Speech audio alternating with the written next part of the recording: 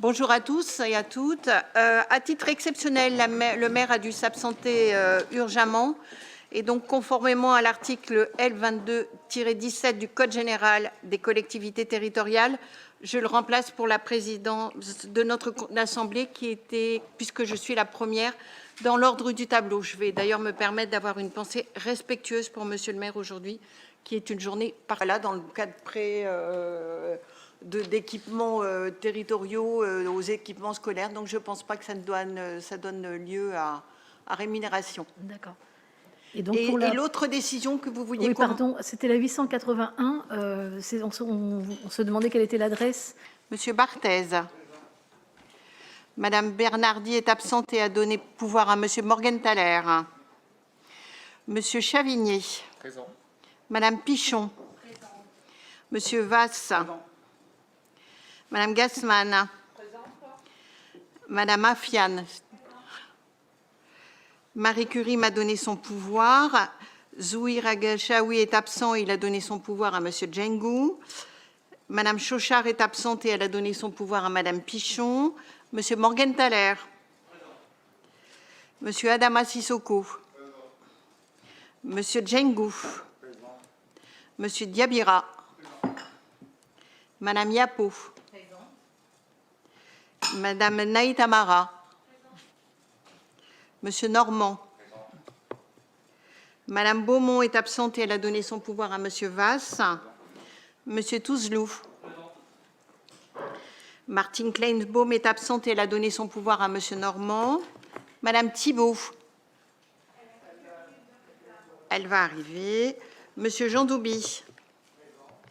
Madame De Souza. Monsieur Fogel. Monsieur Ngaliema. Madame Citerne. Absente. Monsieur Larger est absent et a donné son pouvoir à madame Issel. Et donc madame Issel, merci beaucoup. La feuille de signature passe. Merci de la signer, de ne pas oublier de signer en face de là où vous avez également un pouvoir. Le quorum étant atteint, je vous propose d'ouvrir cette séance.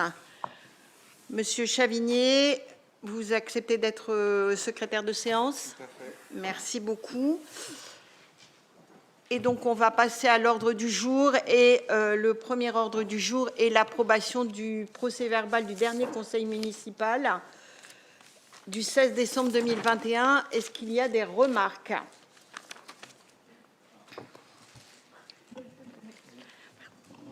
Madame De Souza, vous avez la parole. Oui.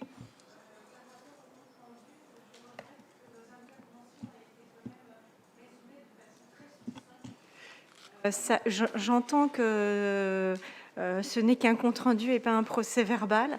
Pour autant, je trouve qu'il y avait eu un certain nombre d'échanges sur certains sujets et que ça n'a pas été retranscrit dans la totalité, ce qui est dommage parce que finalement, c'est aussi notre manière d'échanger, de pouvoir faire valoir nos prises de position, nos avis. Voilà, je vous avoue que je suis un peu déçue. Dans le passé, je me souviens que sur l'ancienne mandature, c'était complètement l'inverse, c'était presque trop. Et j'entends que l'administration, c'était un travail un peu lourd pour elle. Mais je trouve que là, même, c'est presque nous retirer des prises de position que l'on a exprimées et qui ne sont pas retranscrites. Donc, pour cela, je ne voterai pas ce compte-rendu. D'accord, j'en prends acte. Est-ce que quelqu'un souhaite prendre la parole? Autre? Je vais donc procéder au vote pour l'approbation de ce document. Qui vote contre? Pourquoi vous levez deux doigts, monsieur Jean Douby? Vous votez aussi pour des absents? Non, un seul vote. Donc un seul vote, d'accord. Donc deux votes contre. Est-ce qu'il y a des abstentions? Une abstention. Merci beaucoup. Je passe au point suivant, qui est donc les décisions prises par le maire dans le cadre de sa délégation du conseil municipal. Est-ce que vous avez des questions?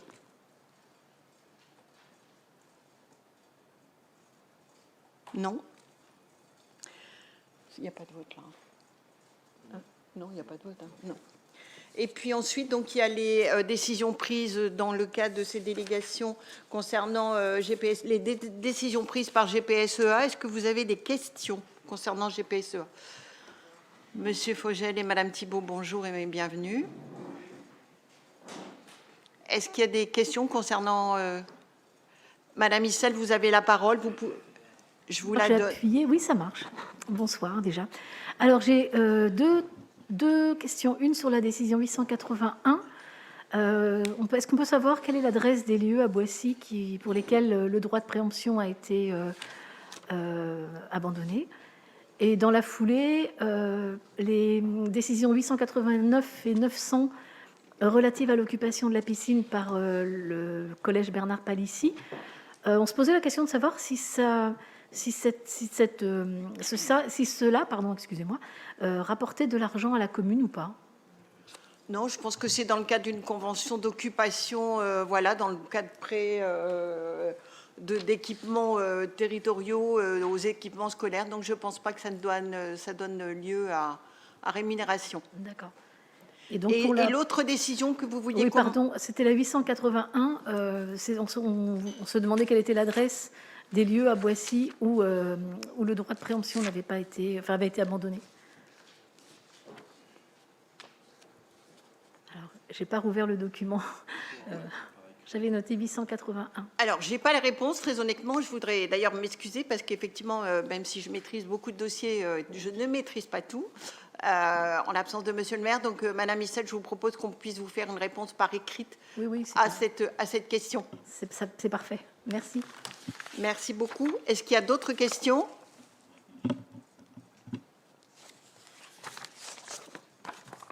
Vous pensez bien effectivement qu'il n'y aura pas d'exposé de Monsieur le maire puisqu'il est absent. Et donc, j'en passe à l'ordre des points suivants. Et je donne la parole à Monsieur Vasse. Tu appuies sur ton bouton. C'est bon. Merci Madame la Présidente. Donc, le point numéro 5, c'est l'autorisation de nos maires de signer la charte relative à la mise en œuvre de la compétence production florale et arboricole avec l'établissement public territorial GPSEA. Le Conseil territorial a approuvé à l'unanimité le 29 mars 2017 l'extension de la compétence production florale à l'ensemble des 16 collectivités composant le Grand Paris Sud-Est Avenir. Afin que cette collaboration soit constructive, GPSEA et ses communes membres doivent adopter une charte relative à l'exercice de cette compétence telle que définie.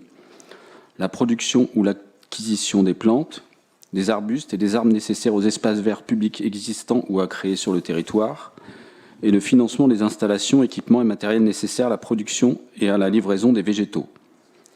Dans le cadre de cette compétence, GPSEA s'engage au respect d'un certain nombre de garanties en faveur des communes, la gouvernance partagée entre les services territoriaux et communaux, respecter une transparence quant aux modalités de gestion et aux stratégies de développement, et enfin, cette compétence sera basée sur la solidarité et l'équité territoriale.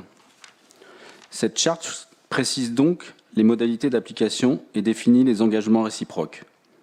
Son fonctionnement est régi via les annexes techniques, mais est adaptable aux contraintes de chaque commune. Vous avez tout le dossier en annexe, vous pouvez consulter. Donc la Commission des affaires techniques, urbanistes, travaux, voirie, environnement, circulation, transport a émis un avis favorable le 31 janvier 2022. Il est demandé aux membres du Conseil d'autoriser le maire à signer la charte relative à la mise en place de la compétence production florale et arboricole avec l'établissement public territorial GPSEA. Merci. Merci, Monsieur Vasse. Est-ce qu'il y a des questions par rapport à cette question, à ce dossier? Non, pas de questions, pas de remarques. Je peux procéder au vote. Qui vote contre? Qui s'abstient? Adopté à l'unanimité. Merci beaucoup. On en passe au point suivant qui est les points petite enfance que je vais me permettre de vous présenter puisque ce sont ma délégation. Alors, plusieurs sujets concernant la petite enfance, notamment des conventions d'objectifs et de financement avec la CAF pour nos 3 établissements qui relèvent de ces conventions, c'est-à-dire la crèche collective, le multi-accueil et le SAF.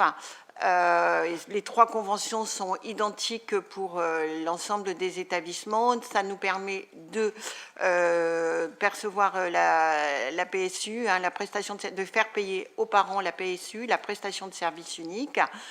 C'est un travail que nous avons de façon quotidienne avec la CAF. Nous avons un référent qui travaille énormément avec la direction de la petite enfance et en particulier sa directrice et l'ensemble des services. Je ne sais pas si vous avez des questions concernant ces conventions de partenariat avec la CAF, en sachant qu'effectivement, ils ont démarré au 1er janvier 2022 et qui sont valables pour 5 ans, si je ne me trompe pas, jusqu'au 30...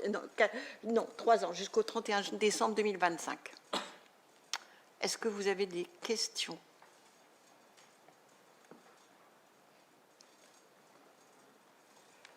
Pas de questions. Je peux me permettre de procéder au vote. Est-ce qu'il y a des votes contre? Est-ce qu'il y a des abstentions?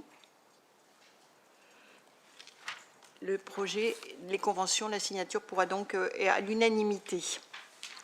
Ensuite, toujours dans le cadre de la petite enfance, il y a l'autorisation de donner à Monsieur le maire de pouvoir signer une convention d'objectifs et de financement dans le cadre d'un pilotage de projet de territoire. C'est dans le cadre, effectivement, dans le cadre du projet éducatif de qualité que nous avons notamment sur la Aigriselle, que nous avons cette convention et qui nous permet d'avoir des subventions supplémentaires pour pouvoir faire fonctionner nos équipements petite enfance. Vous avez également dans vos documents qui vous ont été transmis pour la préparation de ce conseil municipal les conventions. Est-ce que vous avez... Je vais d'ailleurs me permettre de vous indiquer qu'avec ces conventions, petite remarque, il y a une charte de la laïcité dans ces conventions qui est adjointe à ces conventions. Madame Thibault, vous pouvez appuyer sur... Non, je pensais que vous vouliez la question. Est-ce qu'il y a des questions? Pas de remarques? Je procède au vote. Est-ce qu'il y a des votes contre? Est-ce qu'il y a des abstentions? C'est donc adopté à l'unanimité. Et concernant toujours la petite enfance, nous avons aussi un avenant à ces conventions, notamment pour 2 raisons, qui nous permet également d'avoir des fonds supplémentaires, qui, dans le cadre, de la mixité sociale, toujours dans le cas notamment de la Aigriselle, mais aussi parce que nous accueillons ce que nous appelons des enfants différents, c'est-à-dire des enfants qui sont porteurs de handicap. Pour les plus anciens de ce conseil municipal, il y a quelques années, nous avions voté l'autorisation de pouvoir payer une crèche qui était dans une autre commune. Si je ne me trompe pas, c'était la Farandole pour qu'elle puisse accueillir un enfant. Et maintenant, nous pouvons accueillir ces enfants au sein de nos structures parce que nous avons un pédiatre, parce que nous avons une psychologue. Donc, c'est tout bénéfice pour les petits boisséens. Et actuellement, nous en avons 3 d'enfants dans nos structures petite enfance. Est-ce qu'il y a des questions par rapport à cet avenant? Je procède au vote. Est-ce qu'il y a des votes contre? Des abstentions? Le projet donc s'est adopté à l'unanimité. On passe au point suivant, qui est le point finance, et je vais donner la parole à Monsieur Fabrice Nicolas, qui va nous présenter le rapport d'orientation budgétaire. Monsieur Nicolas, vous avez la parole. Merci. Chers collègues, le présent rapport porte sur les orientations budgétaires que la majorité municipale vous soumet. Et si la loi impose une présentation codifiée pour chaque collectivité, nous avons souhaité, dès l'introduction, rappeler notre volonté de maintenir les services du quotidien pour chacune et chacun, quelle que soit sa situation économique ou son âge, de la petite enfance à l'enfance, sur le scolaire ou périscolaire, sur toutes les périodes de la vie, en prenant en compte les besoins de culture, de santé, de formation, de sport, de sécurité, de soutien social, dès que cela est nécessaire. Donc tout cela dans le respect affiché d'une attractivité commerciale, au plus proche des habitants, du respect de notre développement urbain et de notre cadre de vie, prenant en compte les enjeux écologiques majeurs qui se présentent à nous.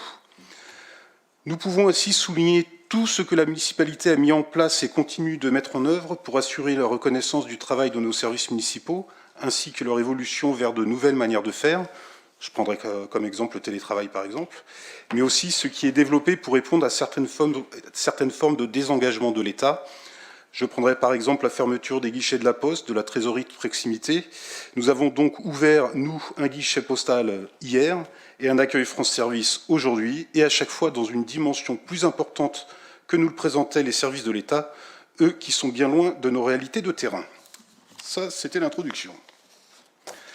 Le projet de loi de finances 2022 donc, trace les grandes lignes présentées par le gouvernement qui s'inscrit comme un budget d'une croissance durable. C'est un terme qui avait fait débat lors de notre présentation en commission. Cette présentation et cette terminologie nous invitent à constater une stabilité globale des dotations aux collectivités. Je vous rappelle que ça, c'est la loi de finances, c'est ce que l'État décrète pour l'ensemble des collectivités, dont nous faisons évidemment partie. Mais il y a bien évidemment des spécificités ensuite. Cela se résume de manière schématique pour notre commune par des concours financiers de l'État, de la métropole, de la région qui restent stables ou en légère diminution. Alors si tout est important, on peut cependant retenir pour 2022 deux éléments impactants. La suppression totale de la taxe d'habitation en 2023, donc une contribution réduite d'un tiers en 2022, avec une compensation nécessaire pour la ville de Boissy, dont le mode de financement pour l'an prochain n'est pas encore connu. Ça sera la surprise du chef.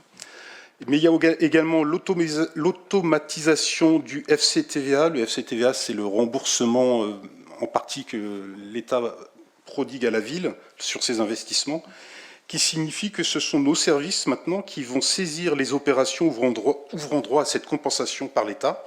Donc on a nécessité de bien calibrer nos arrêtés pour ce calcul automatique, ce qui fera donc l'objet de notre prochaine délibération. Ça, c'était pour vous mettre en appétit. Au niveau national, donc, nous devons donc retenir une stabilité globale des dotations, mais avec l'annonce d'une inflation en pleine forme, ça se traduit donc par une augmentation des dépenses la plupart du temps. D'où la demande de maîtrise des charges pour l'ensemble des collectivités territoriales.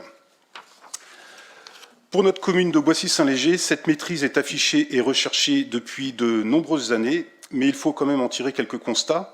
Au niveau des recettes, si nous n'avons plus la main sur la majorité des produits de notre fiscalité, nous avons constaté en 2021 qu'un recalcul des bases de la taxe foncière avait abouti à une variation de ces bases de près de moins 536 000 euros. 536 000. C'est-à-dire qu'à à niveau constant de taux d'imposition, les bases ayant diminué, nos recettes diminuent. Voilà, on n'y peut rien, c'est comme ça. Par ailleurs, les produits des services et du domaine, c'est-à-dire les différentes tarifications scolaires, périscolaires, culture, etc., connaissent une perte de plus de 500 000 euros. Alors, à tout ça, on a des explications et d'autres beaucoup moins. La première des explications, c'est toutes ces périodes liées à la pandémie qu'on a pu avoir, donc des services qui n'étaient pas mis en place. Mais depuis que les périodes de restriction, enfin je sais pas comment dire, de confinement, pardon, ont été levées, on s'aperçoit que la reprise, en tous les cas, de l'utilisation de certains services n'est pas à la hauteur de ce qui existait avant, notamment sur le périscolaire. Je parlais tout à l'heure du télétravail, c'est quelque chose qu'on n'a pas vu venir, personne, c'est pas que à Boissy. Certainement que des enfants, enfin des familles mettent moins souvent leurs enfants à la cantine si ils sont en télétravail en semaine. Donc c'est un constat, donc on est obligé, nous, d'en prendre compte. Ça, c'était pour nos recettes. Au niveau des charges, si la plupart des dépenses sont maîtrisées, nous devons faire face à l'augmentation des charges courantes, principalement liées à l'inflation, on l'évoquait tout à l'heure, mais surtout, par exemple, concernant l'énergie, et à l'évolution des charges de personnel. On a une évolution, ça c'est tous les ans, l'évolution des GVT, le glissement vieillesse technicité, ça s'appelle, donc ça augmente régulièrement.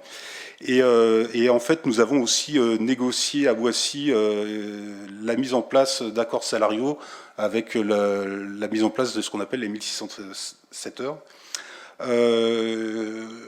Juste pour votre information, quand on parle d'énergie, ça a un vrai impact. Entre le moment où on a commencé à travailler nos documents pour le rapport qu'on voit ce soir, et ce soir, on a la facture d'énergie du dernier trimestre qui est arrivé, et de mémoire, on est à un peu plus de 150 000 euros qui n'étaient pas prévus. C'est pas qu'on a surconsommé, c'est le coût de l'énergie qui a fait qu'on a une dette qui a largement évolué. Donc j'espère que tout ça, ça va quand même se tasser à un moment donné. Aussi, alors que notre municipalité a maintenu ses bases d'imposition pendant plus de 10 ans, et que l'on peut même souligner que le dernier vote de modification des taux était une baisse il y a 11 ans, nous proposons de faire évoluer le taux de la taxe foncière en 2022, tout en prenant en compte, bien sûr, la valorisation des bases de l'État, afin que les ménages boisséens, redevables de la taxe foncière, ne perdent pas en pouvoir d'achat au regard de la suppression d'une partie de la taxe d'habitation. Je vous la fais simple, on est dans l'obligation, vous avez compris, quand les recettes n'augmentent pas, mais que les dépenses, elles, sont en hausse, il faut bien équilibrer le budget, et évidemment, ça sera fait à minima. C'est pour ça qu'on ne peut pas donner de taux aujourd'hui, on attend de pouvoir calibrer le besoin en fonction de tous les derniers éléments de la consolidation des budgets que nous aurons d'ici fin février, début mars. Nous étions sur la partie investissement. Nous avons dans notre budget également sur la partie fonctionnement. Nous avons donc également les investissements. Et donc les arbitrages que nous avons à faire en fonctionnement ont forcément des conséquences en investissement, puisque évidemment, si on dégage de l'autofinancement, ça facilite nos investissements. Nos engagements municipaux sont connus. L'entretien de notre patrimoine, notamment du patrimoine scolaire, la continuité de la mise en place de l'accessibilité handicap, la modernisation de nos outils de sécurité, de renouvellement de parcs informatiques, par exemple, l'aménagement encore plus important du développement durable sur chaque projet, l'amélioration de la sécurité au quotidien, je pense par là à la vidéoprotection, à certains accès pompiers, on ne dirait pas, mais il faut bien le faire et ça a un coût. Pour autant, ces investissements pluriannuels n'intègrent pas des projets d'envergure comme nous en avons connu avec la construction du gymnase Paul Bauduin, par exemple. Nos investissements, donc, s'ils sont toujours significatifs, vont connaître en quelque sorte une pause. Notre objectif est donc de limiter, si possible, en 2022, notre recours à l'emprunt. Et si les derniers éléments financiers qui nous parviendront, comme je vous l'ai dit tout à l'heure, d'ici le vote du budget le permettent, le principe, ça serait même de ne pas faire du tout de recours à l'emprunt. C'est ce que l'on vise et j'espère pouvoir vous annoncer ça lorsqu'on en sera au vote du budget. Je me dois de vous préciser que les différents ratios de notre ville sont tous dans la moyenne haute par rapport aux communes de notre stade démographique. Quand je dis moyenne haute, ça veut dire dans la bonne moyenne, hein. Que les indicateurs de notre dette sont tout à fait encourageants, ce que l'on peut traduire par un risque extrêmement faible, et d'ailleurs reconnu par le secteur bancaire, hein, ce qui nous a fait des offres de prêts très intéressantes ces 2 dernières années, donc qui prouvent que notre budget est tout à fait maîtrisé. Je vais pas aller forcément plus loin. Il y a évidemment énormément de choses dans notre rapport qui fait plus d'une 30aine de pages. Et bien évidemment, le but de ce rapport d'orientation budgétaire, c'est d'ouvrir droit au débat. Donc, on vous écoute. Merci, Monsieur Nicolas. Donc, effectivement, vous avez été en possession de ce rapport d'orientation budgétaire. Je pense que vous l'avez lu. C'est vrai qu'il y a énormément de sigles et que ça peut paraître un peu abscon pour les non-initiés, mais néanmoins, il y a quand même quelques chiffres qui sont abordables. Est-ce que quelqu'un souhaite la parole ?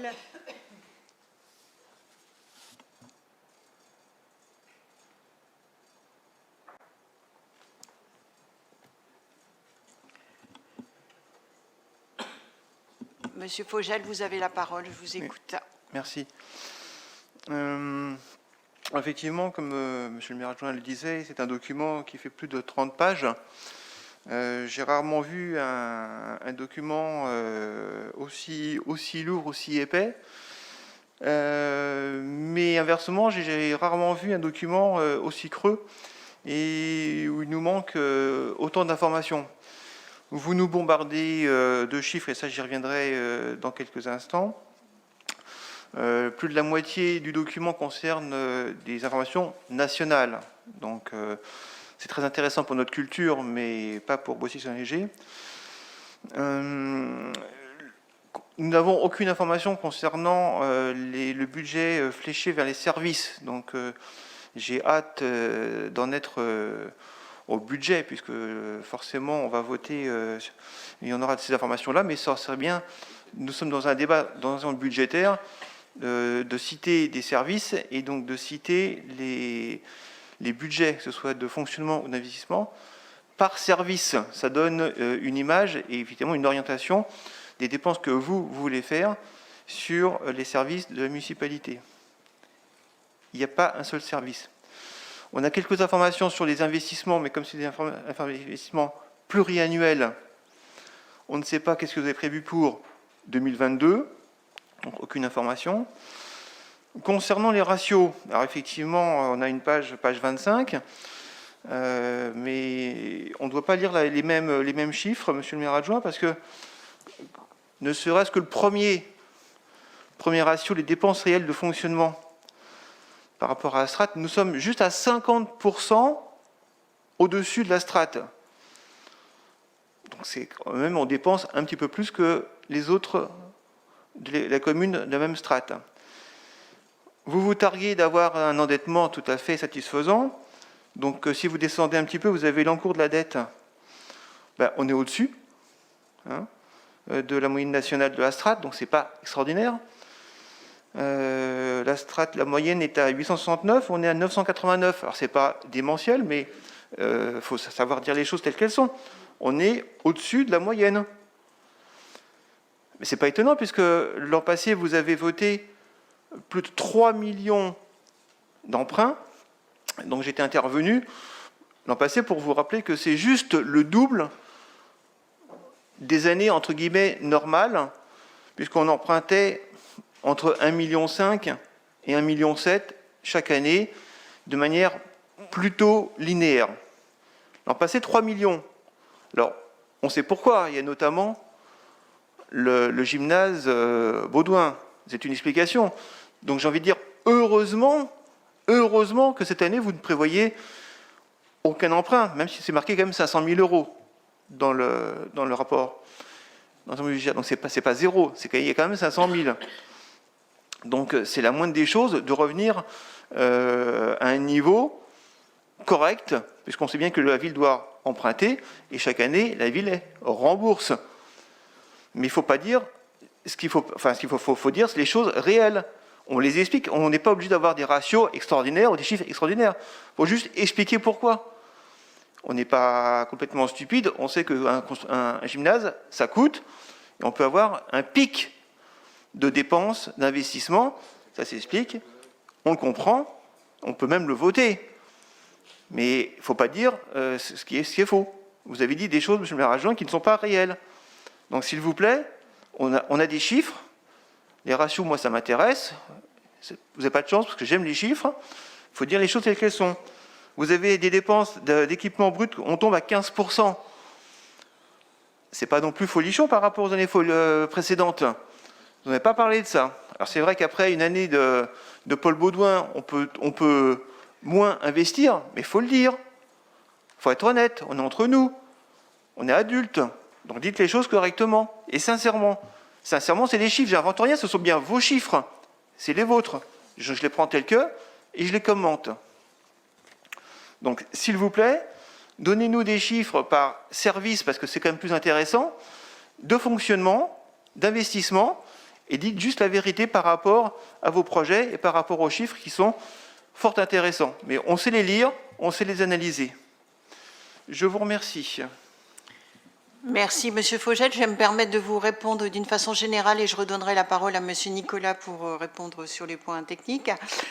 Concernant le ROB, d'abord, c'est un rapport qui nous permet d'introduire le vote du budget qui n'aura lieu que le mois prochain. Donc, effectivement, dans le cadre du vote du budget, vous aurez des chiffres par service, premièrement.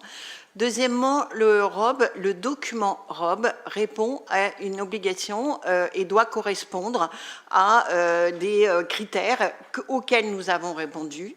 Et il ne vous a probablement pas échappé qu'effectivement, nous faisons des comparaisons entre Boissy et les chiffres nationaux, que dans la forme typographique des choses, vous avez encadré les chiffres qui correspondent à Boissy avec une typographie différente. C'est un rapport d'orientation budgétaire. Ce n'est pas un commentaire du budget de l'année précédente, ni un commentaire du budget de l'année que nous avons commencé. C'est un rapport d'orientation budgétaire. Je ne sais pas si M. Nicolas veut reprendre la parole et compléter ce que je viens de dire. Alors, j'ai pas du tout envie de compléter, mais comme je sens que ça va gêner quelques personnes si je réponds pas, ben, je réponds. Oui, il y a des ratios qu'on peut effectivement expliquer. C'est pas nos chiffres, hein, c'est des chiffres, effectivement. Quand on voit des chiffres en 2021 que vous soulignez, bah, soulignez aussi de ceux de l'année d'avant et d'il y a 2 ans. Il y a une évolution, vous l'avez évoqué, et moi aussi juste avant, les investissements de Paul Bauduin, les emprunts. Là où on a profité aussi d'un effet d'aubaine. Je l'ai redit tout à l'heure, les taux d'intérêt qui étaient formidablement bas l'année dernière, il y a 2 ans, donc on en a un petit peu profité. Ça se traduit effectivement dans les ratios qu'on voit là, mais ça se traduit dans le bon sens du terme. C'est juste, voilà, il suffit aussi de savoir lire les chiffres et pas simplement de les énoncer comme ça. Il faut les comprendre. Qu'est-ce que je peux vous dire d'autre? Oui, par service, on pourra développer par service quand on aura le temps de faire de la littérature. Là, on fait du budget, c'est par nature qu'on vote. Donc on verra ça au moment du vote, du budget, et par nature, pas par service. Voilà, je ne sais pas trop s'il y a besoin d'annoncer d'autres choses. Je vous l'ai dit, il y a des choses qu'il va falloir effectivement affiner. Nous-mêmes, on n'a pas encore toute la visibilité, même si on sait quand même où on veut aller. Dans les investissements, on ne sait pas effectivement exactement ce qu'on fera au million près. Excusez-moi. On est à peu près, si vous voulez quand même un chiffre que je n'ai pas donné, qui est quand même assez intéressant. En 2021, on avait en budget de fonctionnement, on n'était pas loin de 26,5 millions de recettes. Donc, vous l'avez compris, on essaye d'être à peu près à ce niveau-là pour 2022.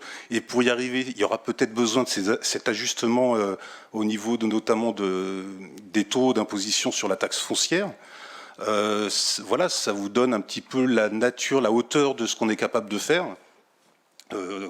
Et donc, le fonctionnement, je l'ai évoqué tout à l'heure, la différence entre les recettes et les dépenses, c'est ce qu'on appelle l'autofinancement qui nous permet d'avoir plus de latitude pour l'investissement. C'est comme le budget des ménages. Si on se dégage un petit peu d'argent, on peut s'acheter une voiture ou acheter une maison ou enfin acheter autre chose.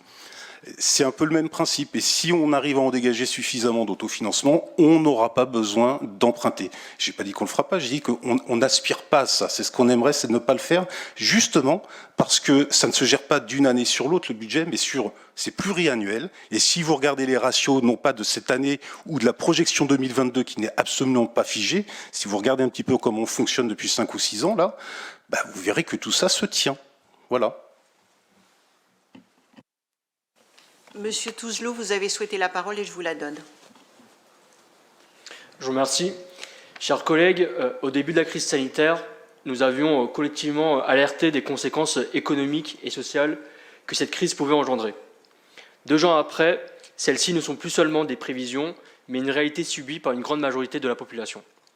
Pendant 2 ans, prévenir les risques sociaux et accompagner les plus vulnérables a été l'une des priorités de l'exécutif municipal afin d'amorcer l'impact de la crise sanitaire sur nos concitoyens. Force est de constater que le débat d'orientation budgétaire de cette année s'inscrit dans un contexte économique et social connu de tous. Hausse des denrées alimentaires, de l'énergie, des carburants, des produits de première nécessité pèsent lourdement sur la vie de millions de Français. Les Boissiennes et Boissiens n'en sont pas exempts. Alors que dans le même temps, les ultra-riches engrangent les milliards. Le dernier rapport d'Oxfam souligne que la fortune des milliardaires a davantage augmenté en 19 mois de pandémie qu'au cours de la dernière décennie. Malgré ces inégalités, le gouvernement, à la solde du capital et de la communauté européenne, acte, dans le cadre de la loi de finances 2022, le désengagement de l'État à destination des collectivités territoriales par la diminution de la dotation globale de fonctionnement, correspondant pour notre collectivité à une baisse de plus de 1,2 million d'euros depuis 2014. La baisse des dotations de l'État entraîne indéniablement la dégradation de nos services publics. Le gouvernement détériore le quotidien de la population sur l'autel de l'austérité budgétaire. Face à cette situation, les politiques de solidarité, la sacralisation de nos services publics et les dispositifs favorisant l'accès aux droits sont plus que nécessaires pour assurer à nos concitoyens la dignité qu'ils méritent. À situation inédite, mesure exceptionnelle. Les orientations budgétaires pour l'année 2022, présentées par notre collègue, sont à ce titre une rampe de lancement pour y parvenir. Par une gestion saine et responsable des finances de notre collectivité, il nous est permis aujourd'hui de réitérer et de pérenniser nos actions de solidarité envers la population, l'investissement dans nos services publics et continuer nos projets d'investissement pour améliorer le cadre de vie des Boisséens. Que les Boisséennes et Boisséens soient assurés, notre seule boussole est le maintien de leur pouvoir d'achat, l'amélioration de leurs conditions et cadres de vie et la garantie pour toutes et tous d'avoir accès à des services publics de qualité, à un logement décent, à la culture, à la santé ou encore aux loisirs pour faire de Boissy-Allégé une ville qui protège. Merci, Monsieur Touzelou. Je pense qu'il était écrit. Vous pourrez le donner à l'administration pour qu'on puisse en disposer. Est-ce que quelqu'un d'autre, Monsieur Jean Doubi, vous appuyez et je vous donne la parole. Allez-y, je vous écoute. Bonsoir. Le constat fait par Thaïlande par rapport à la population est réel et on le sait, c'est une année où on entend tout le monde, nous Boisséens, donc nous banlieusards, la question de l'utilisation du carburant et l'utilisation de nos véhicules est importante et donc avec l'augmentation qu'on entend partout et qui est concrète, réelle, donc effectivement les citoyens passent par une rude épreuve et ce que vous évoquez est vraiment réel, Thaïlande. Par contre, en fait, est-il vraiment raisonnable de procéder à l'augmentation de la part municipale dans ce contexte-là? Je rappelle quand même le contexte. Donc en fait, effectivement, il y a eu la suppression de la taxe, vous évoquez la suppression de la taxe d'habitation pour augmenter la taxe foncière, sachant que certains ne bénéficieront de cette suppression qu'en 2023.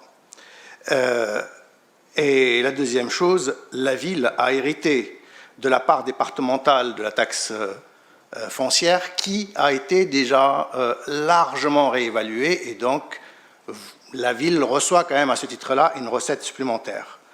D'autre part, il y a les bases qui vont être réévaluées et l'augmentation minimale de la taxe foncière, si la ville n'augmente rien, sera d'environ déjà 2,8%, c'est voire 3%. Donc, c'est déjà énorme pour les Boisséens. Est-il raisonnable, dans ce contexte, véritablement d'augmenter la part municipale de la taxe foncière quand on dit qu'on est soucieux du pouvoir d'achat des Boisséens? Moi, en tant que Boisséen moyen, je dis non, c'est trop. Merci pour votre intervention. Madame Issel, vous avez la parole. Si. Alors, moi, j'avais une question sur la vidéoprotection dont on voit dans le document qu'elle va encore être dotée. Est-ce qu'on a des moyens de juger de l'efficacité de ces systèmes de vidéoprotection? Alors, je pense que je vais pouvoir vous répondre, Madame Issel, parce que déjà, cet été, c'était moi qui assurais l'intérim de Monsieur le maire pendant ses vacances, et nous avons eu un mois d'août particulièrement calme.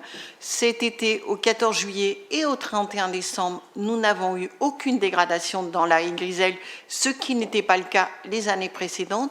Donc, je pense qu'effectivement, alors, il n'y a pas que la vidéoprotection qui assure effectivement peut-être un esprit de tranquillité dans la haie Griselle. Il y a aussi l'action des médiateurs qui sont en place depuis quelques mois, je dirais même 2 ans maintenant, puisque je pense que on a démarré avant le début de la crise Covid avec la présence de ces médiateurs dans la haie Griselle. Donc, c'est un ensemble de choses qui, effectivement, concourent à la tranquillité dans la haie Griselle. Est-ce que je réponds à votre question? Tout à fait. Merci beaucoup. J'en avais une autre, si vous me permettez. Je vous en prie. Il y a également une dotation pour la ventilation du forum.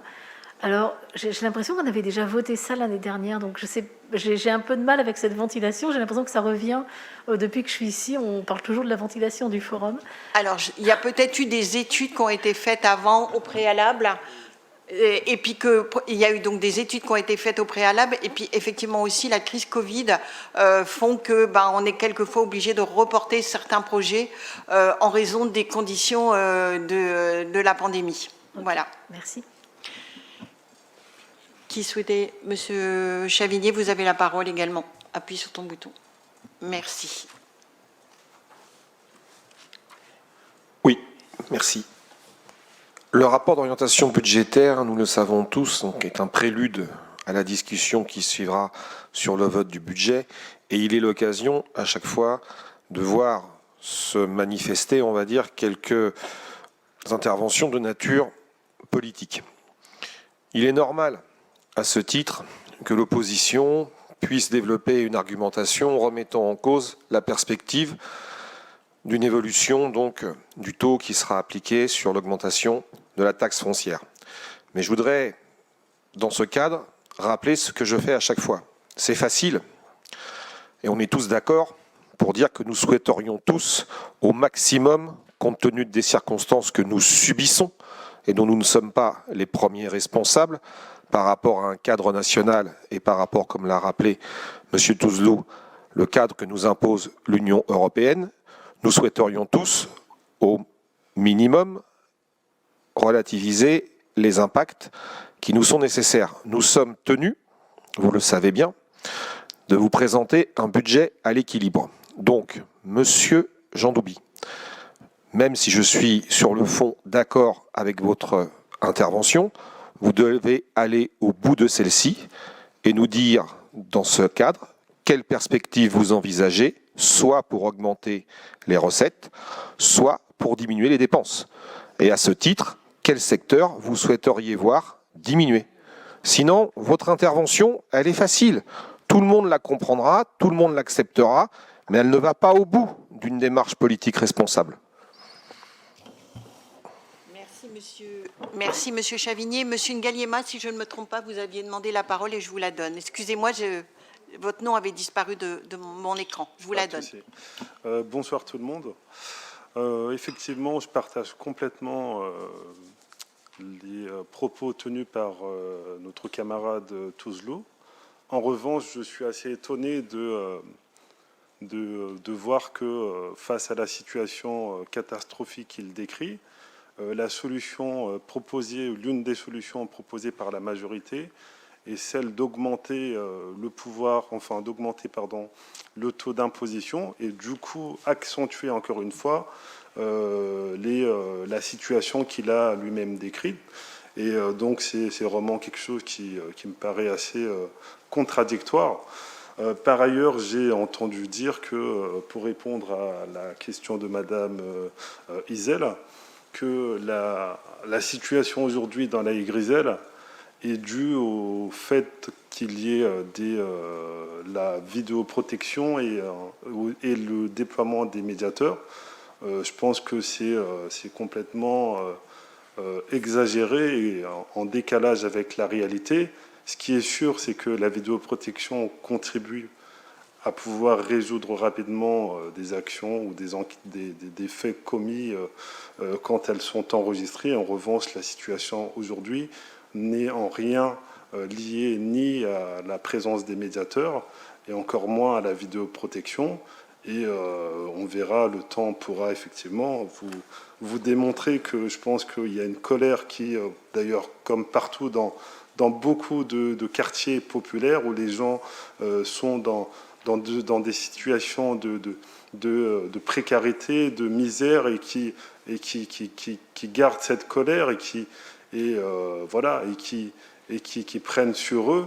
Mais je ne pense pas qu'on puisse effectivement faire le constat ou en tout cas résumer cette situation à la présence de la vidéoprotection ou des médiateurs. Par ailleurs, dans le document de présentation, j'aurais bien voulu effectivement un peu plus de précision sur l'orientation qui est faite par rapport à l'étude du pôle petite enfance. S'agit-il effectivement d'un projet d'étude pour construire des logements ou c'est réellement un projet qui serait axé sur l'amélioration de cet équipement public? Par ailleurs, il n'y a aucune mention sur le projet de l'ANRU. Est-ce que c'est quelque chose qui n'est plus d'actualité? Donc on aurait voulu effectivement voir quelles sont les orientations par rapport à l'ANRU et ce grand projet qui devait se faire au niveau de la Griselle, on ne le voit pas apparaître. Donc voilà, sur ces éléments, j'aurais voulu effectivement des explications. Alors, je vais me permettre de vous répondre parce que c'est le secteur de la petite enfance et donc c'est ma délégation. Pour information, ce projet n'a pas été abandonné du tout. Il est même en train de se poursuivre. Les études ont été réalisées.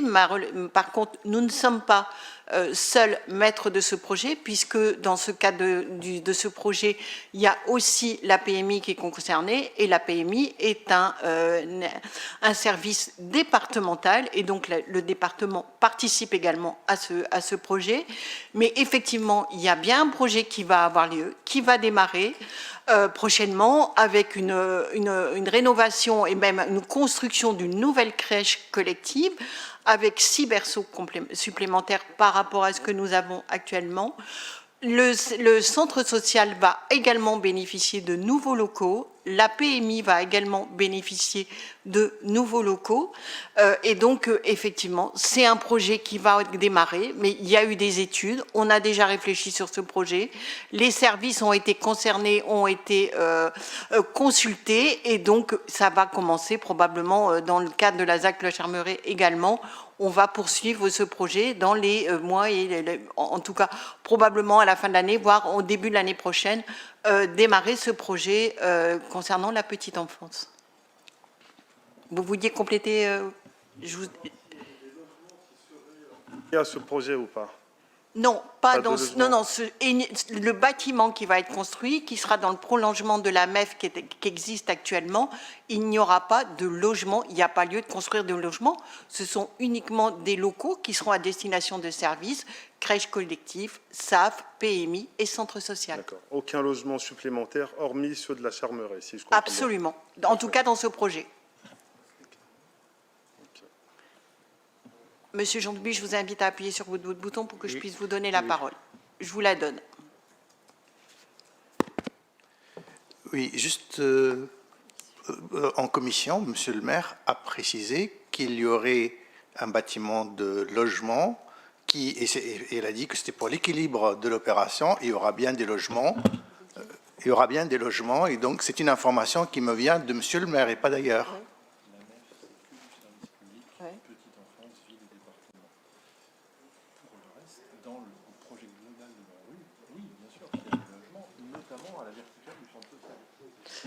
Alors, je vais compléter ma réponse. Effectivement, donc, dans le cadre de la petite enfance, il n'y a pas de logement, mais effectivement aussi, et vous avez raison, monsieur Jean Doubi, donc je vais vous donner raison, dans le cadre de l'ANRU, il va également y avoir un bâtiment qui comportera des logements, mais pas dans les locaux qui correspondront à la petite enfance. C'est tout à fait autre chose, à côté, absolument. D'accord ? Monsieur Ngaliema, vous voulez la parole ? Je vous la donne. Du coup, la réponse que vous avez faite est erronée dans la mesure où vous avez dit qu'il n'y aurait pas de logement supplémentaire dans la Griselle, hormis ceux de la Charmeret. Oui, j'en conviens. Voilà, je ne peux pas tout maîtriser, monsieur Ngaliema. Je maîtrise parfaitement tout ce qui concerne ma délégation.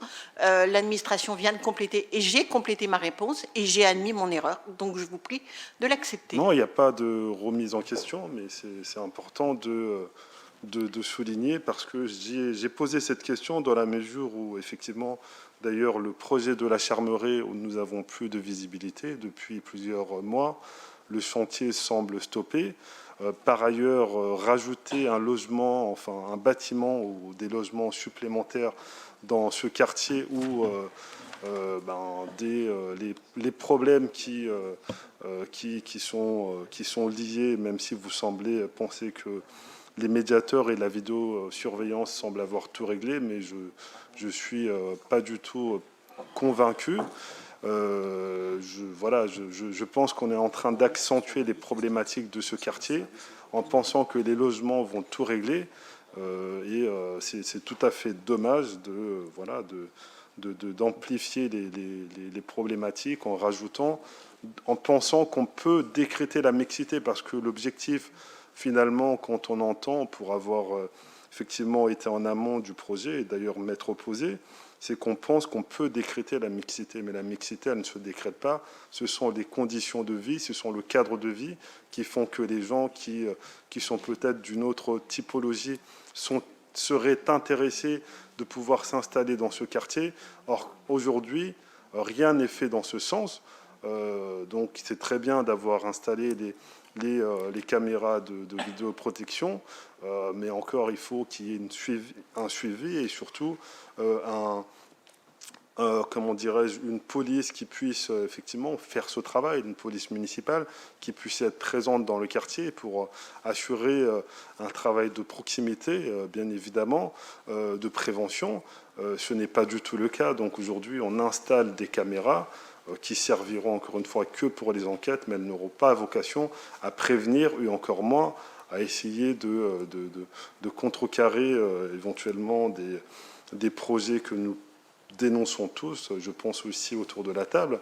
Parallèlement à ça, il faut investir au niveau des équipements jeunesse, parce qu'on ne voit pas l'ambition de la ville quand on lit votre présentation, hormis une continuité dans ce qui se fait depuis plusieurs années. Et on a besoin de voir cette ville, ce quartier de la Haye-Griselle également, revivre, parce qu'aujourd'hui on est dans une ville qui ressemble plus à une ville dortoir qu'à une ville vivante. Et je pense que les orientations présentées vont clairement dans le sens de la continuité. C'est dommage. Alors, je vais me permettre de vous répondre concernant la ZAC La Charmeraie, puisque vous avez dit qu'effectivement, vous avez observé un statu quo, ce qui n'est pas le cas. C'est-à-dire que les sociétés qui étaient chargées de la démolition de la partie du centre commercial qui devait être démolie viennent de terminer, et on va passer maintenant aux entreprises qui vont être chargées de la reconstruction. Et donc, avant le début de l'été, vous verrez les entreprises qui sont chargés de la reconstruction et donc du renouvellement de ces bâtiments qui vont intervenir sur la Charmeraie. Donc voilà, il y a un temps pour démolir, il y a un temps pour reconstruire, ce ne sont pas les mêmes entreprises qui interviennent, donc voilà, ça va se faire, etc. Concernant les jeunes, alors je sais que c'est une de vos passions, les jeunes, Monsieur Ngaliema, mais il y a quand même une maison des jeunes qui va être construite prochainement dans la ville. Donc voilà, je sais aussi que vous avez toujours eu l'envie depuis très longtemps de voir augmenter la police municipale. C'est pas le choix que nous faisons. Voilà, nous le soutenons, ce projet de ne pas augmenter la police municipale. Nous avons la chance d'avoir sur la ville la police nationale en plus, donc je ne vois pas pourquoi nous augmenterions le nombre d'agents de la police municipale sur cette ville pour l'instant. Monsieur Chabinier, je vous donne la parole. Madame Thibault, je vous la donnerai après. Merci. Ça marche. 1, 2. Oui, c'est bon. Merci, Madame la Présidente. Oui, pour répondre en partie à Monsieur Ngaliema, je voudrais quand même rappeler que le quartier de la Haye-Griselle, auquel il fait référence, en termes de dotation d'équipements publics, spécifiquement destinés aux jeunes, bénéficie quand même d'un niveau d'équipement, je pense que l'on peut qualifier de satisfaisant, et que bien des zones d'habitation équivalentes seraient en mesure de pouvoir envier. Que ce soit au niveau des sports, des équipements culturels, de l'aménagement général du quartier. Je rappelle que ce quartier de la Haye-Griselle peut quand même constituer une forme de référence. Il suffit de voir, lorsque nous faisons les visites avec les nouveaux habitants, l'admiration, même parfois, je pèse le mot, admiration, que suscite l'ensemble donc des équipements et la qualité générale du cadre de vie qui est offert aux habitants de la Haye-Griselle. Monsieur Ngaliema est parti, mais j'aurais voulu lui poser une petite question. Il nous dit que ce n'est pas du fait de la vidéoprotection et de la présence des médiateurs que l'on a constaté, et nous sommes tous, je pense, susceptibles de nous en réjouir, que le taux donc de difficultés et d'incivilité et autres problématiques qui généralement se manifestaient l'été ont baissé. Donc si ce n'est ni la vidéoprotection ni les médiateurs, qu'est-ce qui peut, d'après lui, expliquer cette évolution favorable qui, je l'espère, nous satisfait tous. Alors, Monsieur Galliema est parti. Je ne sais pas s'il est parti définitivement ou s'il va revenir. Il a laissé ses affaires, merci. Madame Thibault, vous aviez demandé la parole. Merci d'appuyer sur votre bouton et je vous la donne. Voilà, allez-y. Merci. En préalable, Monsieur Chavigné, vous avez invité l'opposition à faire des propositions sur les dépenses qu'elle, à votre place, probablement entendez peut-être réduire ou moduler différemment. Enfin, avec ce qu'on a comme information, on ne peut pas vous donner de solution puisqu'on n'a même pas les masses de dépenses par groupe de dépenses sur le scolaire, sur la voirie, etc. Donc, avec un document aussi lacunaire, si vous voulez, on aurait du mal à vous donner la moindre information sur ce que nous, on envisagerait de faire. Alors certes, le débat d'orientation budgétaire repose sur un document avec des contraintes. Vous les respectez, mais c'est pas parce qu'il y a des contraintes sur les choses que vous pouvez mettre que vous pouvez pas mettre autre chose. Il y a d'autres collectivités qui font des choix d'avoir des présentations de dépenses bien plus détaillées que vous ne le faites. Je suis désolée, c'est pas un rapport d'orientation budgétaire, c'est un rapport de non-orientation budgétaire. Vous nous demandez de donner un avis, de débattre, alors que vous n'êtes pas capable de nous donner le chiffre d'augmentation de la taxe foncière. Donc, je veux dire, à un moment, il faut être clair avec les Boissiens de combien vous allez augmenter la taxe foncière. Vous êtes capable de nous projeter tout un tas de dépenses par anticipation. Vous êtes capable de nous donner l'épargne nette, donc la capacité d'autofinancement qui est en baisse sur une anticipation 2022. Vous êtes en capacité de nous donner les ratios et d'imaginer les ratios. Donc de combien vous allez augmenter la taxe foncière. Je ne vais pas redire ce qu'ont dit mes collègues, mais enfin... Je pense qu'on ne vit pas les mêmes réalités. Aujourd'hui, l'essence dépasse 2 € le litre.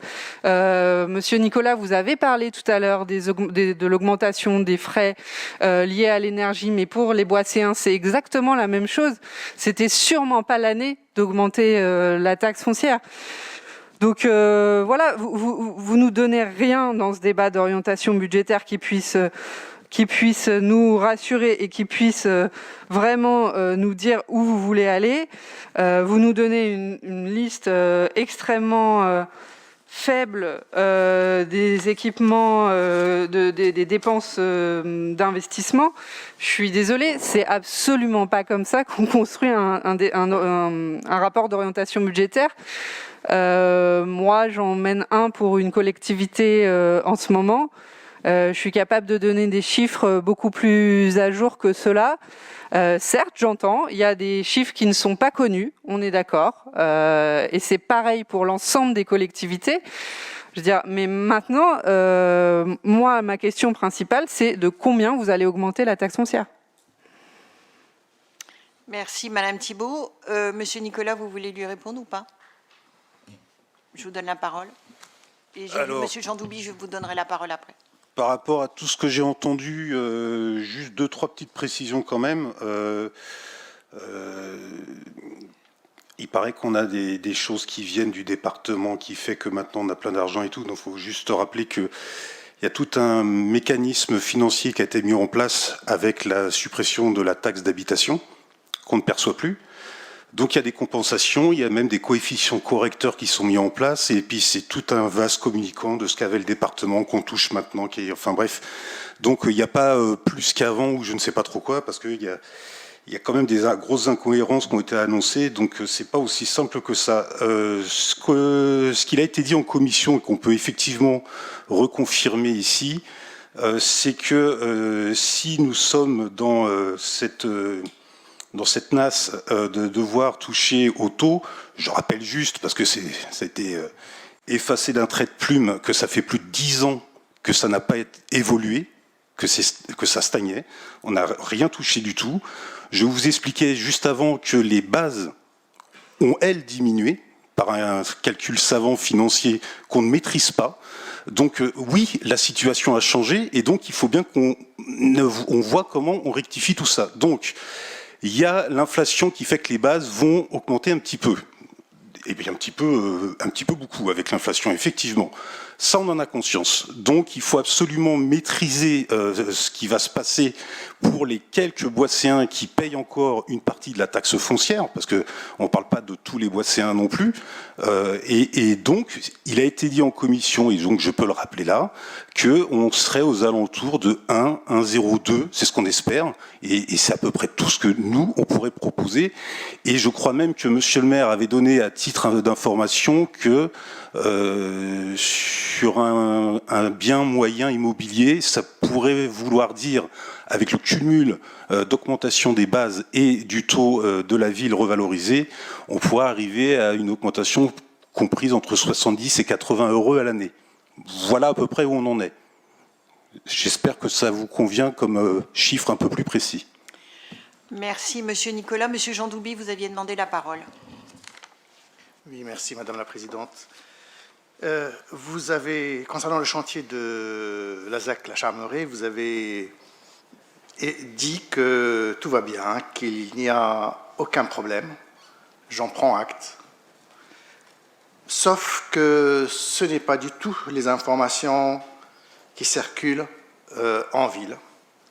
Personne ne peut nier le constat de retard sur ce chantier par rapport aux dates qu'a donné monsieur le maire en personne à plusieurs reprises. J'aurais aimé qu'on puisse en parler. Vous savez, s'il y a quelque chose qui ne va pas sur un projet qui concerne Boissy, il concerne l'opposition aussi. Donc c'est dommage finalement que vous nous amenez à aller tendre l'oreille partout pour entendre au lieu d'en parler ici au conseil municipal. Et il y a des difficultés sur tous les chantiers, ça arrive et c'est normal. Mais on peut l'évoquer. Mais la différence, c'est qu'il y a des problèmes. On en parle, donc là, il n'y a plus rien à dire. Mais quand on dit qu'il n'y a aucun problème, là, ça me pose souci. Alors, je vais rectifier mon propos, monsieur Jean Doubi. Mais, je ne vais pas rectifier mon propos. Mais je n'ai pas dit qu'il n'y avait pas de problème. Je vous ai donné le timing, c'est-à-dire que effectivement, la société de démolition est en train de se terminer. Il ne vous aura pas échappé non plus que nous venons de terminer. Et nous sommes encore pratiquement dans cette phase, mais dans une phase un peu de confinement où le télétravail était obligatoire 3 jours par semaine. Et que par conséquent, on a aussi dû faire face à ces problèmes-là et que de toute façon, je vous dis, la société qui était chargée de démolir, effectivement, est en train de se terminer, que des préparations de chantier, ça demande du temps, que les personnes qui vont faire le chantier vont devoir venir s'installer. On parle quelquefois en semaines d'installation quand il s'agit de chantiers importants et que l'administration vient de me le confirmer, avant l'été, vous verrez sortir de terre les nouveaux bâtiments. En tout cas, les travaux qui vont permettre de faire sortir de terre les bâtiments. Vous savez, la rumeur publique, elle est quelquefois très délétère. Il y a des commissions. Je pense que si vous aviez des interrogations, il y a eu une commission élargie Affaires générales et Affaires techniques là très récemment. On a parlé des travaux qui étaient sur la commune, notamment du pôle gare. Ça nous a été présenté. Je pense que vous, monsieur le maire, n'aurez pas été opposé à répondre aux questions concernant la ZAC La Charmeraie.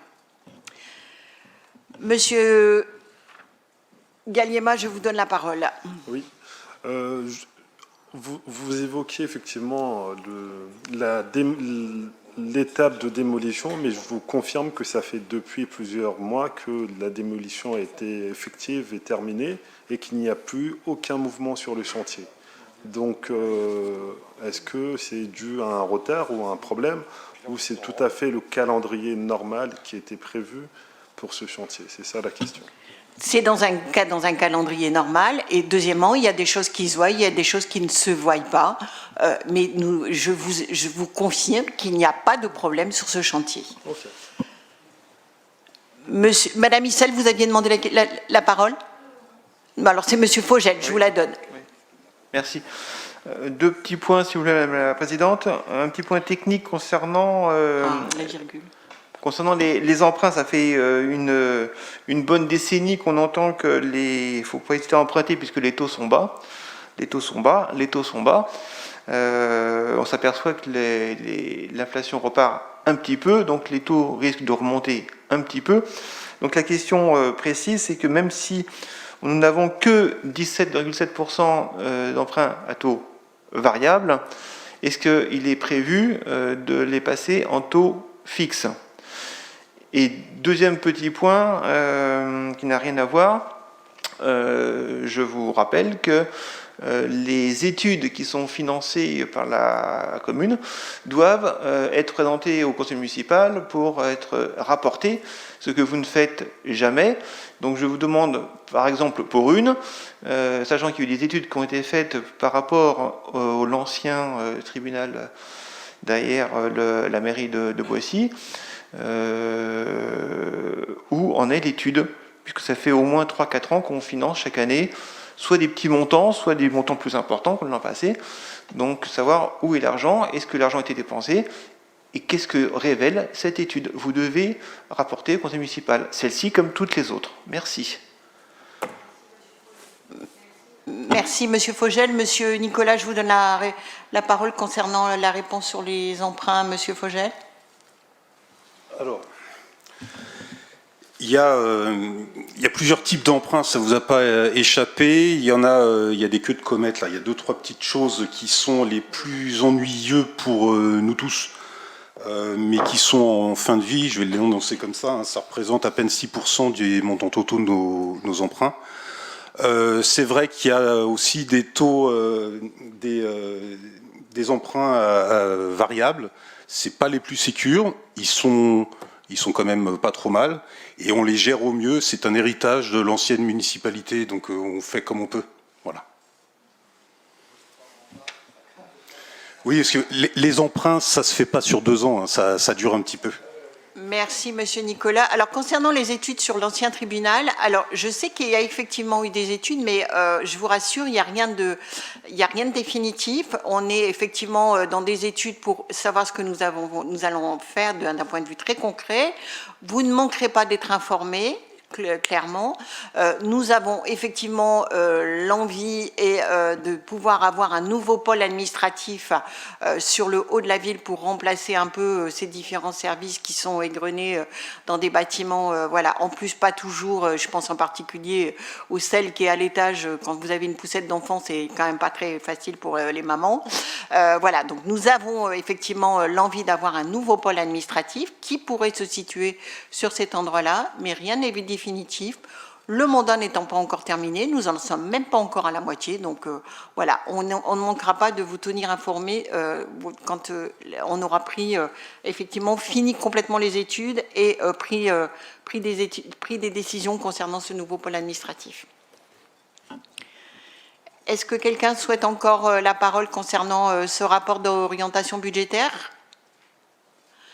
Alors, je vais procéder au vote, non pas sur le fait que, sur le contenu de ce rapport d'orientation budgétaire, mais sur le fait qu'il y a eu un débat d'orientation budgétaire. Le vote, il est sur ce point-là. Donc, qui vote contre? Qui s'abstient? Merci beaucoup. J'en passe au point suivant qui concerne toujours les finances et qui concerne l'actualisation des durées d'amortissement des immobilisations. Monsieur Nicolas, vous avez la parole. Chers collègues, je voulais évoquer rapidement, juste en présentation tout à l'heure du rapport, les attributions du fonds de compensation pour la taxe sur la valeur ajoutée, le FCTVA, ont été déterminées dans le cadre d'une procédure de traitement automatisé des données budgétaires et comptables, selon le dernier décret du 30 décembre 2020. Pour faire simple, tout va être automatisé, c'est la ville qui va devoir saisir tout ça, et pour que ça marche bien d'un point de vue informatique, il faut absolument que nous simplifions le dispositif en vigueur, que ça soit harmonisé, qu'on détermine des assiettes de dépenses éligibles. En fait, tout ça, c'est très administratif. Ça existe déjà, hein, pour tout vous dire, mais c'est plus simple pour quelques exemples qui étaient peut-être pas très bien déterminés dans les précédentes délibérations, de reprendre les taux, les durées d'amortissement de nos différentes immobilisations que vous avez donc joint à ce rapport. Donc, comme on a opté, nous, pour un régime de versement en année N+1, et vu que c'est mis en place, je vous ai dit, l'arrêté de décembre 2020 mis en place au 1er janvier 2021, nous c'est N+1, donc ça se met en place là, au 1er janvier 2022. Donc il faut absolument qu'on mette ce tableau d'amortissement à jour. La commission d'administration générale finance qui s'est réunie le 31 janvier a émis un avis favorable. Merci, Monsieur Nicolas. Est-ce qu'il y a des questions, des remarques concernant ce point? Monsieur Fogel, vous appuyez sur votre bouton pour que je puisse vous donner la parole et je vous la donne. J'appuie. Oui, merci. Pour rappel, les taux d'amortissement des immobilisations existent depuis la fin des années 90 pour les collectivités et ceux pour se rapprocher d'ailleurs du plan comptable des entreprises privées. Donc les durées d'amortissement existent depuis donc maintenant 25 ans. Donc s'il y a des changements, et c'est le cas, visiblement, ce serait peut-être bien, si vous avez le temps d'ici le vote du budget, de nous mettre deux colonnes pour savoir quelles sont les évolutions des durées des investissements. Si les durées augmentent ou si elles baissent, ce serait intéressant de le savoir, plutôt qu'une simple liste qui existe déjà. Vous l'avez dit, elle existe déjà. Donc quelles sont les évolutions aujourd'hui par rapport à hier? Merci. Monsieur Nicolas, t'appuies sur ton...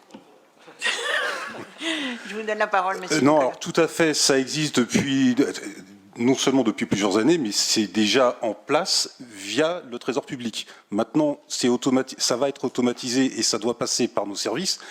C'est juste que pour pouvoir mettre en place ça facilement, c'est mieux d'avoir tout référencé sur un seul document, là où ça s'était fait au fil de l'eau sur les dernières années, avec des choses peut-être un peu moins précises. Alors quand je vous dis ça, ça ne veut pas dire que c'était pas précis, mais on dit tout ce qui est bureautique, ça sera ça. Alors que maintenant, il faut être vraiment précis. Tout ce qui est bureautique à tel prix, c'est 1 an. Et puis voilà, on est vraiment sur il y a peut-être une ou deux choses qui ont bougé. Tout le reste ne change pas, c'est juste récapitulé sur un seul document. D'accord. Merci, monsieur Nicolas, pour ces... Est-ce qu'il y a d'autres questions, d'autres demandes de parole? Je vais passer au vote. Est-ce qu'il y a des votes contre? Est-ce qu'il y a des abstentions? Approuvé à l'unanimité, merci beaucoup. On en passe au point suivant qui est l'urbanisme et monsieur le maire, dont c'est la délégation, a demandé à monsieur Nicolas de présenter ce point, donc je lui redonne la parole.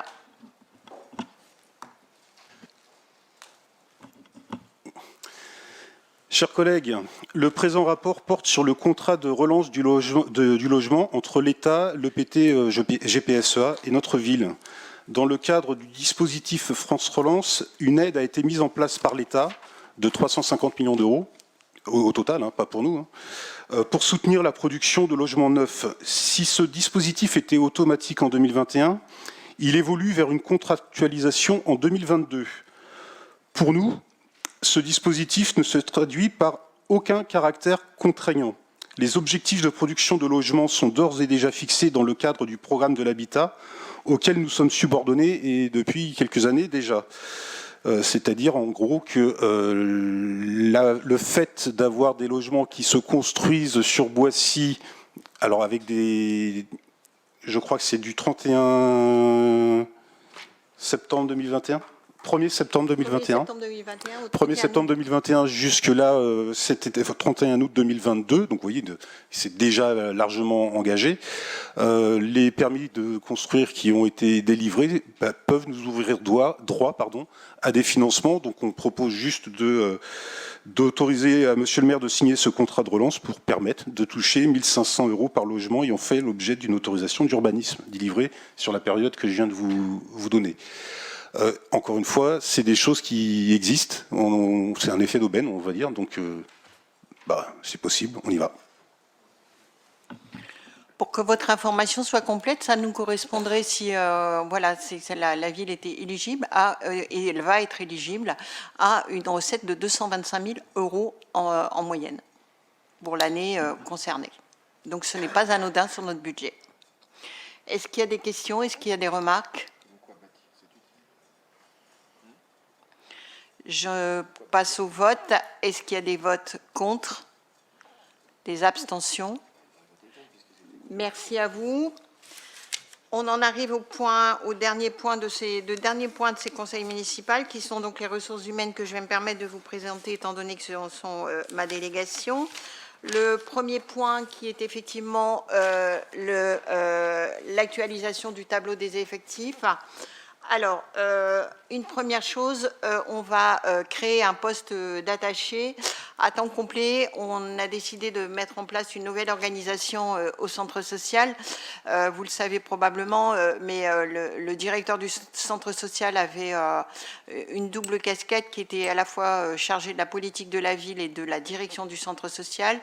Et à chaque renouvellement de projet, la CAF nous faisait une remarque, même si elle nous laissait fonctionner, sur le fait que directeur de centre social, c'est un travail à temps complet et que le service de la politique de la ville pourrait être tenu par quelqu'un d'autre, ce que nous avons donc décidé de faire.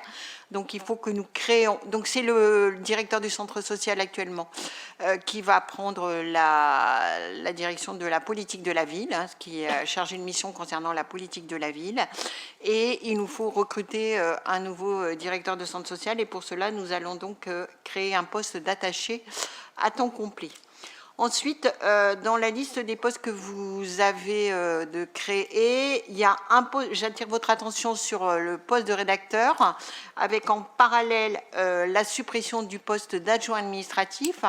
C'est sur le service culturel où nous avons pris la décision de créer un poste donc, qui sera tenu par un agent qui aura le titre le grade de rédacteur et qui sera chargé notamment de la vie associative, d'accompagner les associations. Vous le savez, on vote tous les ans les subventions aux associations. Donc on a sur la ville de très nombreuses associations qui ont quelquefois besoin d'aide, et c'est par l'intermédiaire donc de ce rédacteur qui sera créé dans le service culturel et événementiel que la vie associative trouvera une personne de référence. Donc nous créons un poste de rédacteur et nous supprimons en parallèle un poste d'adjoint administratif qui correspondait à une personne qui est partie en retraite.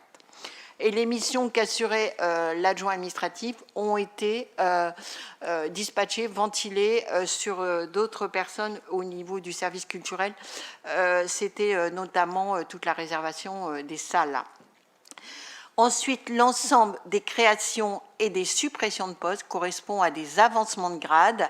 Nous devons le faire tous les ans et donc nous avons la liste des postes que nous supprimons sur la deuxième partie de la page, et sur la première partie, l'ensemble des postes que nous créons, donc avec un grade supérieur pour les agents qui ont été concernés. Et comme tous les ans, nous avons fait une répartition le plus équitable possible sur l'ensemble des services en fonction de la proportionnalité des agents que compose ce service.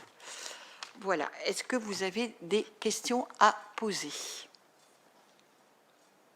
Des remarques? Je vais donc passer au vote. Qui vote contre? Qui s'abstient? Merci beaucoup. Et le dernier point de ce conseil municipal est donc, alors un point qui n'a pas été, je vous prie de nous en excuser, qui n'a pas pu être évoqué en commission. Alors, c'est un point qui va demander un vote, mais sur le fait que nous ayons eu un débat. Ça fait suite, effectivement, dans le cadre de l'application de la loi du 6 août 2019 sur la transformation de la fonction publique, et dans son ordonnance du 17 février 2021, a été prévue une réforme par étapes de la protection sociale complémentaire dans la fonction publique. Alors, la protection sociale complémentaire, elle revêt deux aspects. Il y a l'aspect que probablement beaucoup d'entre vous, qui est l'aspect mutuel, qui permet un complément de prise en charge de vos actes médicaux et de vos frais médicaux et de ce qui vous reste à charge quand la sécurité sociale a effectué son remboursement. Et il y a aussi un deuxième aspect qui est une couverture prévoyance, qui, notamment dans le cadre de la fonction publique, permet, quand les agents, puisque vous savez qu'à partir du 90e jour d'absence en congé maladie sur une année civile, les agents tombent à demi-traitement, et donc cette prévoyance prévoit un complément de salaire de façon à ce que l'agent pratiquement touche la totalité de son salaire. Actuellement, sur la ville, nous avons déjà depuis de nombreuses années, puisque c'était instauré en 2013, nous avons déjà ces deux systèmes. Alors, la mutuelle, nous avons pour l'instant pas fait le choix de souscrire à une mutuelle et donc de demander aux agents de passer, s'ils le souhaitent, par cette mutuelle. Nous avons par contre décidé d'une participation à la mutuelle et donc les agents le touchent déjà. Après, la mutuelle est leur libre choix. Concernant la prévoyance, nous avons fait le choix de passer par une négociation par l'intermédiaire du CIG. Vous le savez que quand on passe par le CIG, étant donné que nous sommes un peu plus nombreux, cela nous permet donc, dans ce cadre-là, nous sommes donc une force un peu plus importante, nous permet effectivement donc d'avoir des prix qui peuvent être plus intéressants pour les agents. Donc nous avons déjà un contrat prévoyance que nous proposons à nos agents. Il n'y a pas non plus l'obligation pour l'instant aux agents d'y souscrire, mais il y a déjà énormément d'agents qui y ont souscrit. À partir donc, alors concernant ces deux risques, à des dates prochaines, concernant le risque prévoyance, à compter du 1er janvier 2025, nous aurons l'obligation de proposer cette risque prévoyance à nos agents. Et concernant le risque santé, ça sera à compter du 1er janvier 2026.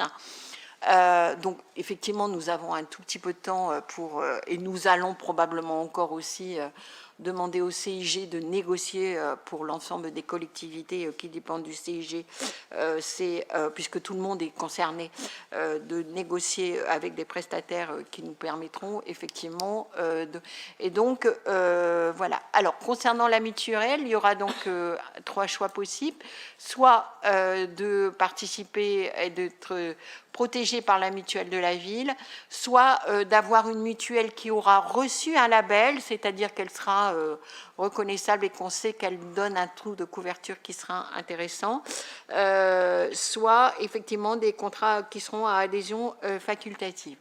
Donc nous sommes obligés, avant la fin de ce mois-ci, d'avoir un débat au sein de cette Assemblée, ce que je vous propose de faire, en tout cas de répondre à vos questions, de répondre à vos interrogations, mais sachez quand même que la ville, on est déjà un petit peu en avance, même si les modalités vont différer un tout petit peu et vont être un peu différentes à partir de 2025 pour l'un et 2026 pour l'autre. Mais la ville était... et nous avons aussi, concernant et les participations à la mutuelle, augmenté régulièrement. C'était des négociations qui avaient lieu dans le cadre du comité technique. Avez-vous des questions et des interrogations concernant ces deux risques? Monsieur Jean Doubi, je vous donne la parole. Merci. Oui, en fait, c'est plutôt une remarque parce que, bon, c'est vrai que les mutuelles dans le secteur privé prises en charge à hauteur de 50%, c'est une réalité partout aujourd'hui. Et donc, en fait, que les fonctionnaires territoriaux puissent bénéficier de quelque chose, ça paraît totalement logique et pourquoi pas même que ce soit qu'ils aient autant d'avantages que les salariés du privé, parce qu'après tout, ils sont au service de la collectivité, ils sont au service de la population. La prévoyance, idem, et donc dans la proposition qui est faite là, il y a un élément que je comprends, c'est le fait que seules les personnes volontaires qui souhaitent bénéficier de ce régime en bénéficieraient, et on sait très bien comment ça va se passer. C'est-à-dire qu'en fait, qui ne va pas souhaiter en bénéficier, c'est celui qui a une petite rémunération qui est tout juste au niveau de son budget et que le petit prélèvement qui va avoir lieu en plus va lui poser souci. J'aurais préféré qu'il y ait quelque chose qui permettrait, notamment pour les salaires les moins élevés, la possibilité de bénéficier d'une prévoyance parce qu'on connaît l'importance de la prévoyance dans notre société dans laquelle il y a de risques multiples.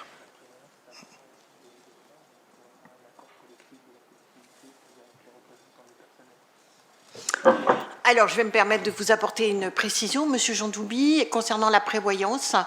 Après négociation avec les organisations du personnel, cette prévoyance pourra être rendue obligatoire, ce qui nous permettra de protéger l'ensemble des agents, même si effectivement je conçois que quand on vous retire 20 ou 15 euros sur un salaire de catégorie C, que vous démarrez et que vous êtes juste au plafond du SMIC, on le sait très bien, voilà, c'est 20 ou 35 euros, c'est la baguette pour tous les jours pendant un mois, hein, je ne vais pas faire de comparaison, mais c'est le prix actuellement.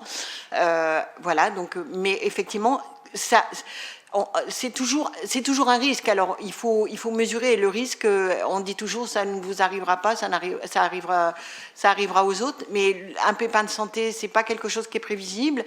Et quelqu'un qui tombe à mi-traitement, c'est vrai que ça peut faire très très mal d'un point de vue salaire, et ça peut engendrer effectivement une chute des revenus qui est importante et une dégradation effectivement des conditions de l'agent pour faire face à ses obligations financières en termes de loyer, en termes de charges courantes tout simplement. Donc voilà, mais pour précision, effectivement, ça pourra être rendu obligatoire s'il y a un accord négocié au sein de chaque commune avec les organisations du personnel.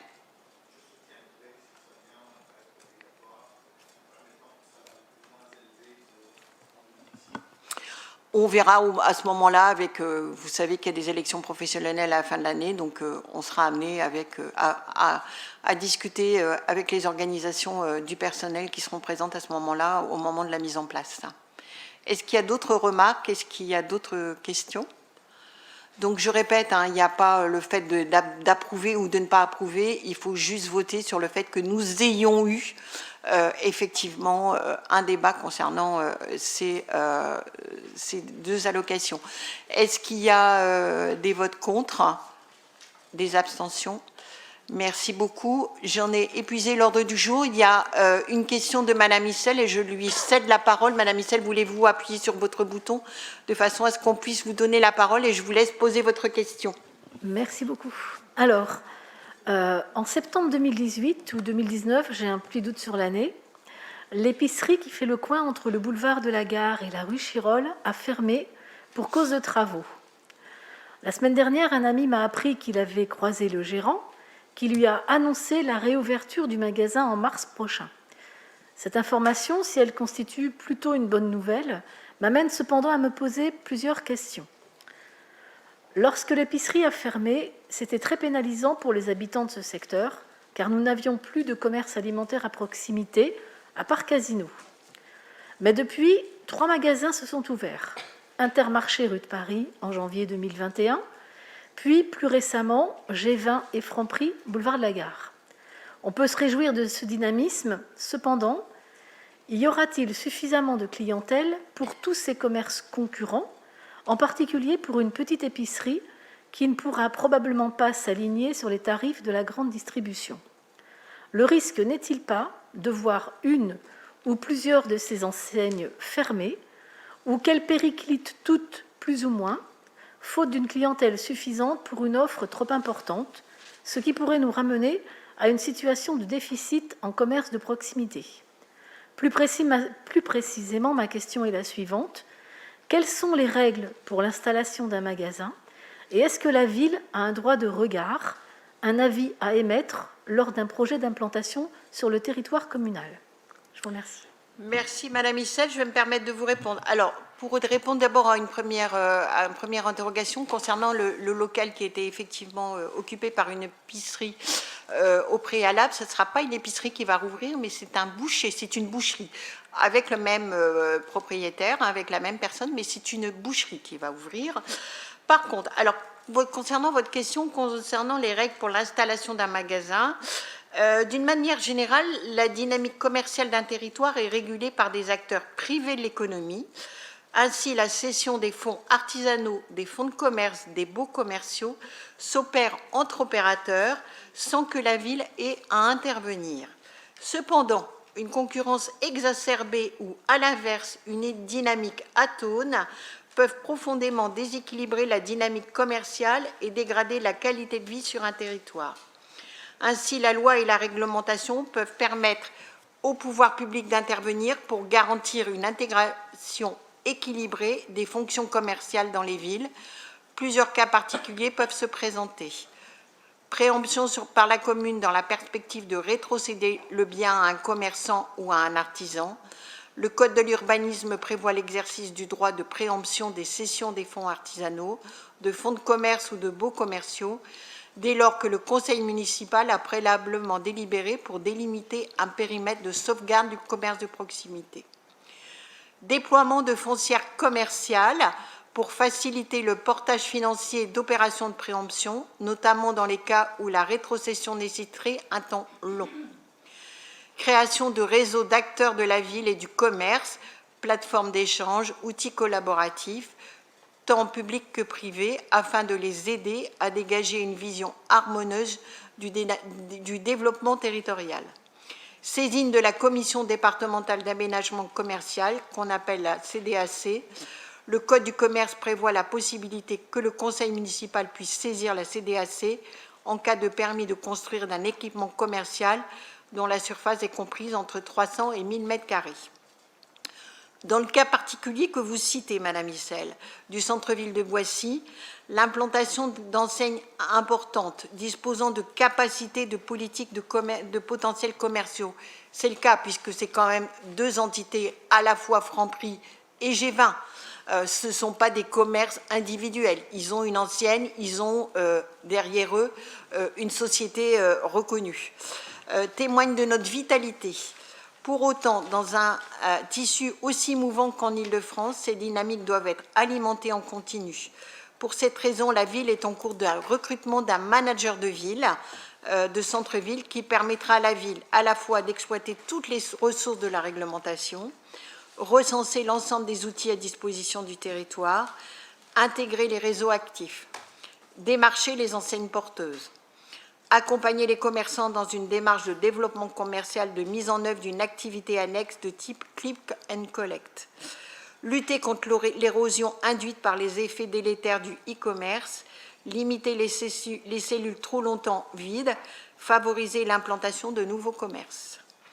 Et je vais vous apporter un complément de la part de la directrice de l'urbanisme, Madame Simonet. En effet, la ville n'a pas le droit d'interférer dans la liberté de commerce et de l'industrie, sauf à démontrer la menace pesante sur la diversité des commerces. Aussi, en cas de menace, et il faut être en capacité de le justifier, la ville peut exercer son droit de préemption des commerces, mais il ne porte que sur les fonds artisanaux, les fonds de commerce, les baux commerciaux et les terrains portant ou destinés à accueillir des commerces d'une surface de vente comprise entre 300 et 1000 m². Il s'agit des terrains destinés à recevoir dans un délai de 5 ans des magasins de vente au détail ou des centres commerciaux.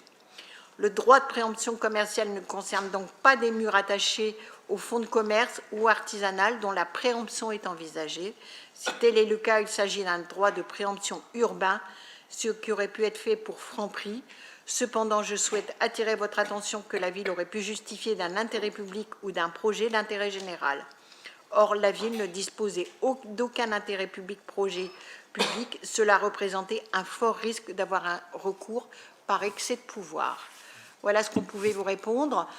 C'est vrai que ces deux commerces sont ouverts à quelques semaines d'intervalle, hein, le G20 et le Franprix. Je vais me permettre de répéter, mais je pense qu'effectivement, c'est quand même deux grosses enseignes, Franprix et G20. Je pense qu'ils ont aussi fait des études pour savoir si ces commerces étaient porteurs, même si c'est peut-être dans ces cas-là des franchises. Mais il y a quand même des logements qui sont créés autour. Il y a effectivement il y a l'Intermarché, etc. Je pense que ça prouve tout à fait le dynamisme de notre ville et qu'on ne peut que s'en réjouir que ça ne soit pas une assurance ou une agence immobilière. J'ai rien contre ces commerce-là, mais c'est vrai qu'effectivement, ça peut, voilà, ça donne un autre aspect de notre ville, et on peut s'en réjouir. Est-ce que j'ai répondu à votre question, Madame Issel? Ça y est, ça marche. Bah, écoutez, oui, d'autant que, en fait, on va leur souhaiter tous bonne chance. Hein, et puis, mon inquiétude était quand même sur l'épicerie. Donc, si effectivement ils ne rouvrent pas une épicerie, ce sera plus, plus simple. Voilà, ça il l'avait pas dit. Mais bon, mais en tout cas, c'est vrai que la question sur les 3 magasins qui se sont ouverts de façon rapide et dans un petit périmètre. Voilà, on va leur souhaiter tous bonne chance. Et oui, en tout cas, c'est un plus parce que clairement, jusqu'à présent, c'est vrai que ce secteur de la ville, on était un petit peu déficitaire en commerce de proximité. Donc oui, c'est une bonne nouvelle. Merci beaucoup. Merci à vous. J'ai oublié de le faire en introduction de ce conseil municipal, mais comme d'habitude, ce conseil municipal est retransmis sur Facebook et le Facebook de la ville. Donc je vais me permettre, même si c'est avec un peu de retard, mais saluer tous les administrés qui nous auront accompagnés durant tout ce conseil municipal. L'ordre du jour est épuisé. Je vous remercie de votre participation et je vous souhaite une excellente retour et un bon retour chez vous. Et prenez soin de vous. Bonne soirée. Merci infiniment.